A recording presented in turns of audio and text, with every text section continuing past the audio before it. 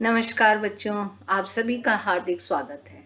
आज हम जो कविता लेकर आए हैं उसका नाम है सहर्ष स्वीकारा है। और इस कविता के कवि हैं गजानन माधव मुक्तिबोध। हमारे जीवन में अनेकों परिस्थितियां आती हैं, चाहे हम उन परिस्थितियों को स्वीकारें या ना स्वीकारें। आज हम गजानन माधव मुक्तिबोध द्वारा रचित कविता सहर्ष स्वीकारा है के माध्यम से यही सीखने का प्रयास करेंगे कि जीवन में कैसी भी स्थितियां आए उसे स्वीकारना चाहिए। अद्भुत संकेतों भरी जिज्ञासाओं से अस्थिर, कभी दूर से शोर मचाती, कभी कानों में चुपचाप राज की बातें कहती चलती है।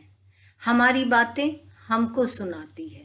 हम अपने को एकदम चकित होकर देखते हैं और पहले से अधिक पहचानने लगते हैं।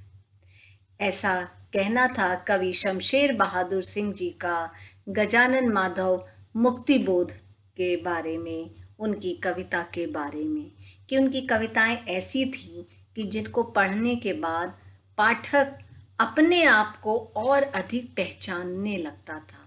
हमें अपनी पहचान उनकी कविताओं से मिलती थी। ऐसे स्वर से युक्त कविताएं होती थीं गजानन माधव मुक्तिबोध की। छायावाद और स्वच्छंदतावादी कविता के बाद जब नई कविता आई तो मुक्तिबोध उसके अगुआ कवियों में से एक थे। मराठी संरचना से प्रभावित लंबे वाक्यों ने उनकी कविता को आम पाठकों के लिए कठिन बनाया, लेकिन उनमें भावनात्मक और विचारात्मक ऊर्जा अटूट थी। यहाँ पर दोनों तरह की ऊर्जा की बात कही गई कि उनकी जो कविताएं थीं उनमें भावनाओं से भरी हुई ऊर्जा और विचारों से युक्त ऊर्जा का संयोग हमें देखने को मिलता था। और ये ऊर्जा ऐसी लगती थी कि जैसे कोई नैसर्गिक प्राकृतिक स्रोत हो जो कभी चुकता ही नहीं, बल्कि लगातार अधिकाधिक वेग और तीव्रता से उमड़ता चला जाता है। तो इनकी कविताएं ऐसी ही थीं जिसमें भावनात्मक और विचारात्मक दोनों प्रकार की ऊर्जा हमें देखने को मिलती है। गजानन माधव मुक्तिबोध जी का जन्म 13 नवंबर सन 1917 को श्योपुर ग्वालियर में हुआ था। इनके दादाजी महाराष्ट्र के रहने वाले थे, लेकिन दादाजी पलायन करके मध्य प्रदेश में आ गए थे। इनके पिताजी पुलिस सेवा में कार्यरत थे, अत्यधिक ईमानदार पुलिस में उन्होंने अपनी भूमिका निभाई। ऐसे परिवार से थे गजानन जी। इनकी रचनाएं हैं चांद का मुंह टेढ़ा है, भूरी भूरी खाक दूल, ये इनकी कविता संग्रह है।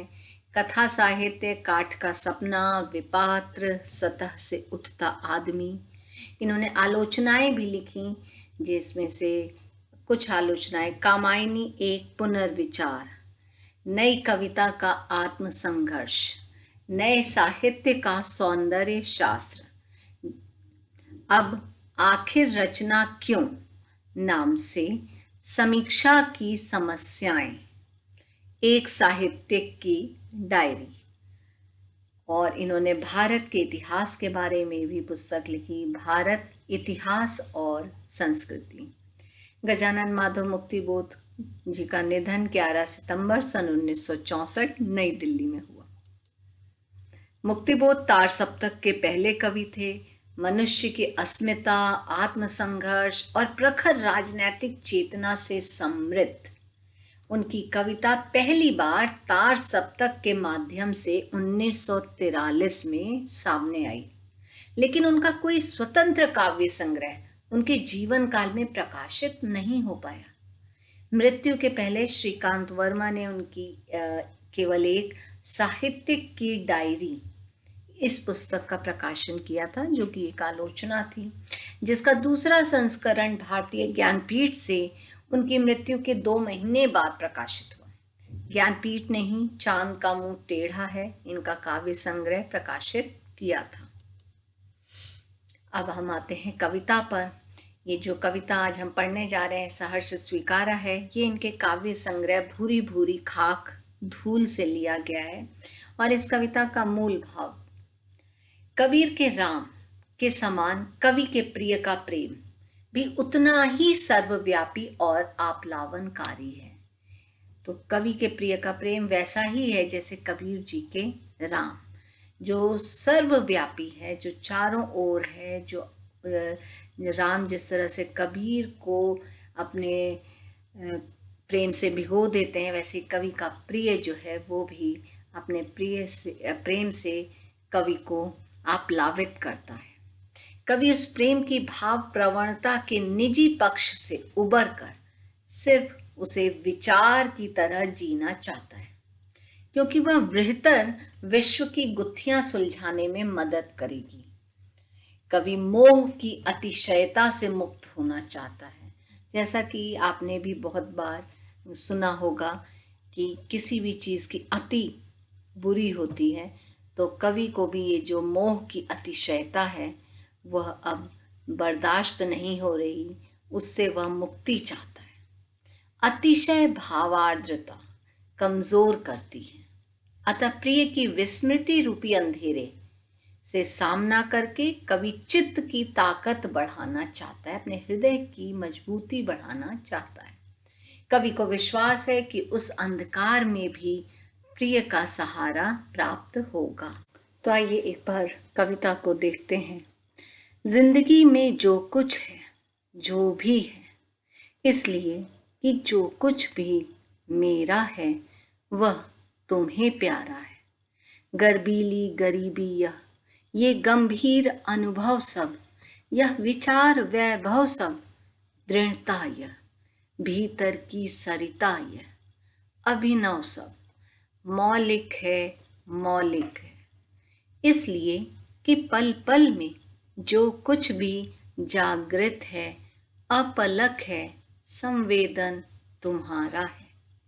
जाने क्या रिश्ता है, जाने क्या नाता है, जितना भी उड़ेलता हूँ भर भर फिर आता है।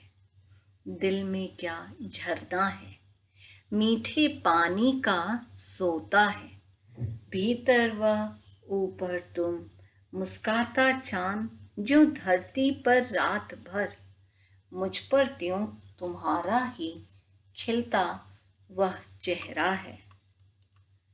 सचमुच मुझे दंड दो कि भूलूं मैं तुम्हें भूल जाने की दक्षिणी ध्रुवी अंधकार अमावस्या, शरीर पर चेहरे पर अंतर में पालूं मैं, झेलूं मैं, उसी में नहालूं मैं। इसलिए कि तुमसे ही परिवेष्टित आच्छादित रहने का रमणीय यह उजेला अब सहा नहीं जाता है, नहीं सहा जाता है।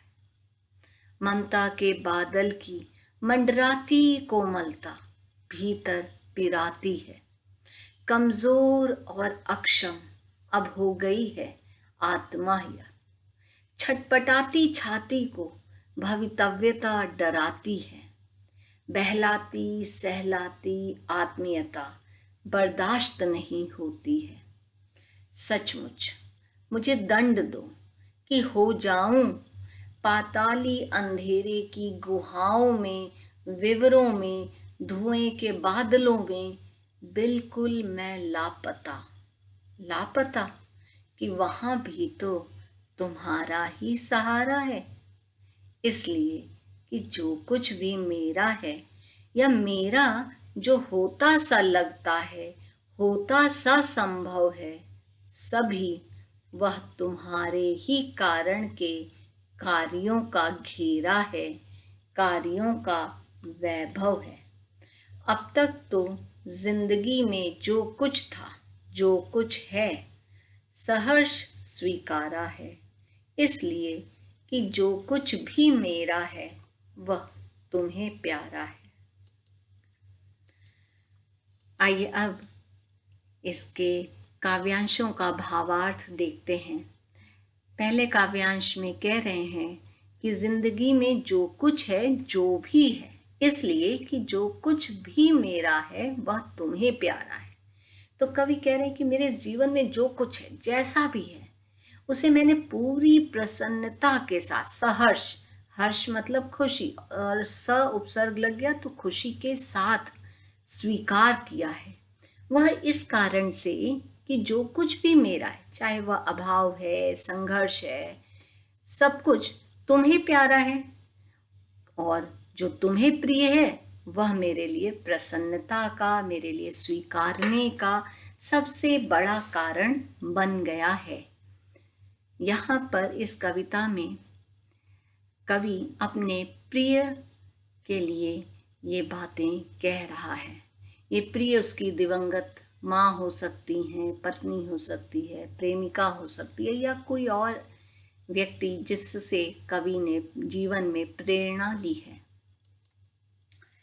गर्बीली गरीबी यह ये गंभीर अनुभव सब, यह विचार वैभव सब, दृढ़ता यह भीतर की सरिता यह अभिनव सब, मौलिक है, मौलिक है। इसलिए कि पल पल में जो कुछ भी जागृत है, अपलक है, संवेदन तुम्हारा है। तो कवि कहता है कि मेरी ये गर्वयुक्त गरीबी, अब गर्वयुक्त, गर्बीली शब्द जो प्रयोग किया उसका अर्थ हुआ वो गर्व शब्द से बना, तो गरीबी को गर्वयुक्त कह रहा है। गर्व इसलिए क्योंकि कवि को उस गरीबी में भी स्वाभिमान है कि कवि ने अपने विचारों की दृढ़ता के कारण कभी कोई गलत मार्ग नहीं चुना, और इसलिए उसे जो भी मिला, ये गरीबी मिली, उस पर उसको अभिमान है। मेरे गंभीर अनुभव, तो कवि कह रहा है उसके गंभीर अनुभव, उसके विचार वैभव, वैभव अर्थात संपत्ति, तो विचार रूपी जो संपत्ति है, जैसा कि आपको विद्यार्थियों को, खास करके नई पीढ़ी को ये बात समझनी चाहिए कि संपत्ति, धन दौलत, मकान, पैसे, इनसे नहीं होती है, ये भौतिक है। आपका व्यक्तित्व, किसी भी व्यक्ति का व्यक्तित्व उसके विचारों से बनता है।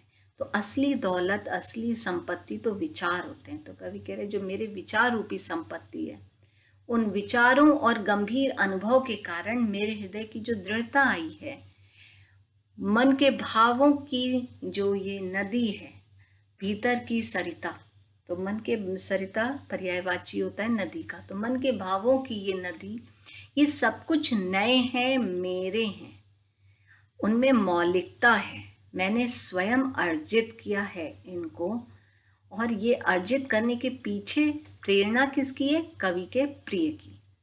फिर आगे कह रहे हैं कि मेरे जीवन के प्रत्येक क्षण में जो कुछ भी सत्य है, जो जागृत है, जो जगा हुआ है, जो भी कुछ घट रहा है, उन सब में तुम्हारी ही तरल संवेदना बसी हुई है, तुम्हारी ही प्रेरणा, तुम्हारे ही प्रेम के कारण मेरे जीवन की प्रत्येक घटना, प्रत्येक विचार, प्रत्येक अनुभव, सब कुछ तो उसके पीछे तुम्हारा ही हाथ है। तो तुम मेरे हर सुख दुख में आत्मा से सहभागिनी हो, इसलिए इन सभी चीज़ों के प्रति मेरे मन में स्वीकारने का भाव है, प्रसन्नता के साथ ग्रहण करने की चाह है, और ये सब तुम्हारी संवेदनाओं के कारण हुआ है। अब इसका काव्य सौंदर्य, जो दो काव्यांश हमने देखा, तो मानक साहित्यिक हिंदी का प्रयोग है, मुक्त छंद में कविता लिखी गई है, संबोधन शैली है क्योंकि कवि अपने प्रिय को संबोधित करते हुए ये सारी बातें कह रहा है। गर्बीली गरीबी, ग की आवृत्ति है, विचार वैभव में व की आवृत्ति है, इसलिए अनुप्रास अलंकार है। विचार वैभव, विचार रूपी संपत्ति, भीतर की सरिता, तो भावों को नदी का रूपक बांधा है, भाव और नदी को एक ही माना गया है, तो इसलिए यहाँ पर रूपक अलंकार है।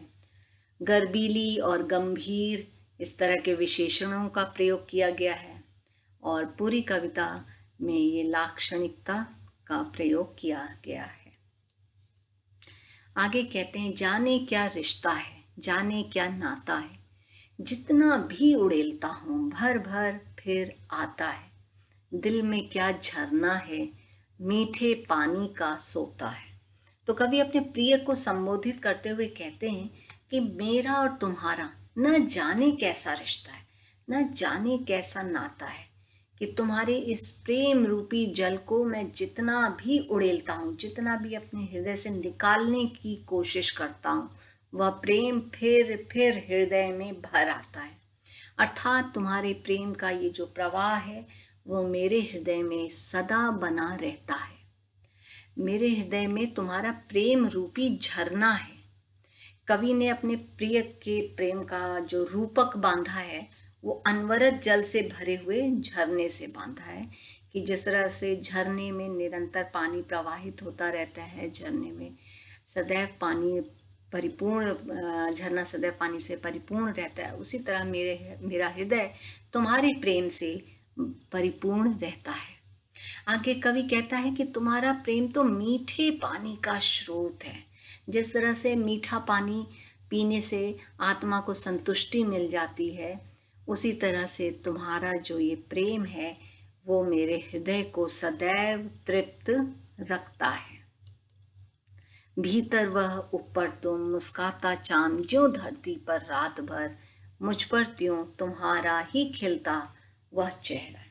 तो कवि अपने प्रिय को संबोधित करते हुए कह रहे हैं कि तुम्हारा प्रेम मेरे हृदय में सदैव विद्यमान रहता है, और तुम्हारी उपस्थिति तो ऐसी है जैसे आकाश में चांद, और चांद अपने प्रकाश से पृथ्वी को प्रकाशित कर रहा हो, उस तरह से तुम्हारी उपस्थिति मुझे प्रकाशित करती रहती है। अपने प्रेम से सदैव आप्लावित करता रहता है तुम्हारा प्रेम। काव्य सौंदर्य मानक साहित्यिक हिंदी का प्रयोग है। मुक्त छंद संबोधन शैली है। दिल में क्या झरना है, इसमें प्रश्न एवं रूपक अलंकार दोनों हैं। भर भर में पुनरुक्ति प्रकाश अलंकार है। जितना भी उड़ेलता हूँ भर भर फिर आता है। तो विरोधी बातें कह रहे हैं कि मैं तुम्हारे प्रेम को निकालता हूँ और वह प्रेम दोबारा मेरे हृदय में भर जाता है, इसलिए यहाँ पर विरोधाभास अलंकार है और लाक्षणिकता का प्रयोग है। सचमुच मुझे दंड दो कि भूलूं मैं तुम्हें भूल जाने की दक्षिणी ध्रुवी अंधकार अमावस्या, शरीर पर चेहरे पर अंतर में पालूं मैं, झेलूं मैं, उसी में नहालूं मैं, इसलिए कि तुमसे ही परिवेष्टित आच्छादित रहने का रमणीय यह उजेला अब सहा नहीं जाता है, नहीं सहा जाता है। तो इस कविता को अगर हम दो भाग में बांटे, तो पहला भाग जिसमें कवि ने अपने प्रिय के प्रेम के बारे में, उस प्रेम की गहराई के विषय में चर्चा की है, और यहाँ से इस कविता का उत्तरार्ध प्रारंभ होता है, आगे का आधा भाग प्रारंभ होता है। और इसमें कवि कहते हैं कि वो उस प्रेम को भूलना चाहते हैं। कवि निजी प्रेम से उबर कर मोह मुक्त होकर विश्व की व्यापकता को अपनाना चाहता है। कवि को जो विचार रूपी वैभव मिला है अपने प्रिय से, उस विचार से वह विश्व का कल्याण करना चाहता है। वह कहता है कि इसके लिए मुझे तुम्हारा प्रेम भूलना होगा, और इसके लिए मैं सजा का भी पात्र हूँ। मुझे ऐसी सजा दो कि दक्षिण ध्रुव में अमावस्या के अंधकार को अपने शरीर, चेहरे और हृदय में झेल लूं। तो दक्षिण ध्रुव में जितना अमावस्या का अंधकार होता है, उतना अंधकार मेरे हृदय में छा जाए। अर्थात कवि को ये पता है कि जिस दिन वह अपने प्रिय को भूलेगा, उस दिन उसके हृदय में उतना ही अंधेरा होगा जितना दक्षिण ध्रुव की अमावस्या में अंधेरा होता है। और कवि इसीलिए उस अपने प्रिय के भूलने के लिए सजा की जो पराकाष्ठा है उसको पाना चाहता है। वह ऐसा इसलिए कह रहा है क्योंकि कहते हैं इसलिए कि तुमसे ही परिवेष्टित आच्छादित। तो वह ऐसा इसलिए कह रहा है क्योंकि प्रिय के प्रेम की भावुकता की अतिशयता असहनीय हो गई है। जिस प्रकार अतिशय प्रकाश से आंखें चौंधिया जाती हैं, बहुत ज़्यादा प्रकाश हो तो आपकी आंखें चौंधिया जाएंगी, वैसे ही अत्यधिक प्रेम से भी कवि को अब पीड़ा होने लग गई है और वह प्रेम अब उससे असहनीय हो रहा है। ममता के बादल की मंडराती कोमलता भीतर पिराती है। तो कवि को प्रतीत होता है कि जो उसका प्रिय का प्रेम है, जो मंडराती कोमलता, जो प्रेम से मिलने वाली जो कोमलता है, वो उसको भीतर पिरा रही। पिराना का अर्थ हुआ दर्द देना, तो भीतर उसको दर्द दे रही है।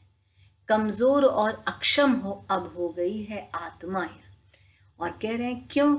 क्योंकि आपकी आत्मा रूपी ये जो आपकी ममता रूपी जो बादल है, वो मुझे कमजोर बना रहा है, मुझे दर्द दे रहा है, मेरी आत्मा असमर्थ हो रही है।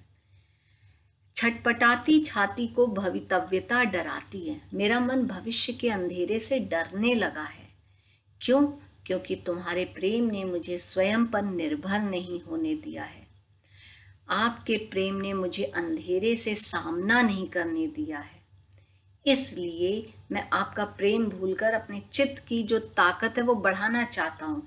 मुझे भविष्य से डर लगने लग गया, तो मैं आपके प्रेम का वो सहारा छोड़ करके स्वयं पर निर्भर होकर उस भविष्य का सामना करना चाहता हूँ। और जब तक मैं अंधेरे का सामना नहीं करूँगा, तब तक मेरे मन की ताकत नहीं बढ़ेगी। तो इसीलिए कवि अपने प्रिय के प्रेम को भूलना चाहता है। और आपके प्रेम का जो अवलंब है, कहीं ना कहीं मेरे अंदर एक अज्ञात डर की स्थापना कर रहा है। और आपकी ये जो बहलाती सहलाती आत्मीयता है, ये जो आपका संरक्षण पूर्ण जो प्रेम है, जो मुझे बहला रहा है, सहला रहा है, अर्थात मुझे संरक्षण दे रहा है, मुझे संबल दे रहा है, लेकिन वो संबल या वो संरक्षण इतना अधिक हो गया है कि वह अब मुझसे बर्दाश्त नहीं हो रहा है। तो काव्य सौंदर्य मानक साहित्यिक हिंदी का प्रयोग है। मुक्त छंद, संबोधन शैली, ममता के बादल की मंडराती कोमलता। अब यहाँ पे कह रहे हैं कि आपका जो प्रेम रूपी बादल है वो कोमल है, लेकिन फिर कह रहे हैं भीतर पिराती है, वही कोमलता दर्द दे रही है। तो यहाँ पे विरोधी बात है, इसलिए विरोधाभास अलंकार। छटपटाती छाती में छ छ वर्ण की आवृत्ति है, तो अनुप्रास अलंकार। ममता के बादल में रूपक अलंकार, भर भर में पुनरुक्ति प्रकाश अलंकार और लाक्षणिकता का प्रयोग है। सचमुच मुझे दंड दो कि हो जाऊं मैं पाताली अंधेरी की गुहाओं में, विवरों में, धुओं के बादलों में बिल्कुल लापता। तो कवि कहता है कि मैं अपनी प्रियतमा के स्नेह से दूर होना चाहता हूँ, और इस दूर होने के लिए अब वह ऐसा दंड चाहता है कि वह पाताल की अंधेरी गुफाओं और सुरंगों में खो जाए। ऐसी जगहों पर तो स्वयं के अस्तित्व का भी अनुभव नहीं होगा, या फिर वह धुएं के बादलों के समान गहन अंधकार में लापता हो जाए। लेकिन अगले ही पंक्ति में वह कहते हैं, लापता कि वहां भी तो तुम्हारा ही सहारा है। कवि को ये विश्वास है कि उस दंड में भी, उस अंधेरे में भी, जब मुझे किसी सहारे की आवश्यकता होगी, तो वहाँ भी तुम्हारा प्रेम मुझे सहारा ज़रूर देगा। तो ऐसी जगहों पर भी उसे अपने सर्वाधिक प्रिय का ही सहारा है। उसके जीवन में जो कुछ है या जो कुछ उसे अपना सा लगता है, वह सब उसके प्रिय के कारण है। उसकी सत्ता, स्थितियाँ, भविष्य की उन्नति अवनति की सभी संभावनाएं उसके प्रियतम या प्रिय के कारण है। और वो कह रहे आगे कि सभी वह तुम्हारे ही कारण के कार्यों का घेरा है, कार्यों का वैभव है। तो तुम्हारे ही कारण तो मुझे सब कुछ मिला है। तो अब तक तो जिंदगी में जो कुछ था, जो कुछ है, सहर्ष स्वीकार है। तो कवि का जो हर्ष है, विषाद है, उन्नति है, अवनति है, सदा उससे ही संबंधित है, उसके प्रिय से। कवि ने हर सुख दुख, सफलता असफलता को प्रसन्नता पूर्वक इसीलिए स्वीकार किया है क्योंकि प्रिय ने उन सब को अपना माना है। वे कवि के जीवन से पूरी तरह जुड़ी हुई हैं। अब तक जीवन में जो कुछ था, जो कुछ भी है, कवि कह रहा है कि वह सब मैंने प्रसन्नता पूर्वक स्वीकार किया, क्योंकि जो कुछ भी मेरा है वह तुम्हें प्यारा है। तो इसका काव्य सौंदर्य मानक साहित्यिक हिंदी का प्रयोग है। मुक्त छंद, संबोधन शैली है, तत्सम शब्दों की बहुलता है। तत्सम शब्दों की बहुलता वैसे पूरी कविता में है। आप जो पिछले मैंने काव्य सौंदर्य बताए उसमें भी आप इसे लिख सकते हैं। दंड 2 में अनुप्रास अलंकार है, लापता कि वहां भी तो तुम्हारा ही सहारा है। तो कह रहे हैं जहाँ लापता, तो ऐसी जगह होती है जहाँ पे किसी को आपके बारे में पता ना चले, लेकिन वहां पर भी कह रहे हैं कि मुझे तुम्हारा सहारा है। तो ये विरोधी बात, तो यहाँ पर विरोधाभास अलंकार है। आशा है कि आपको ये कविता समझ में आई होगी। धन्यवाद।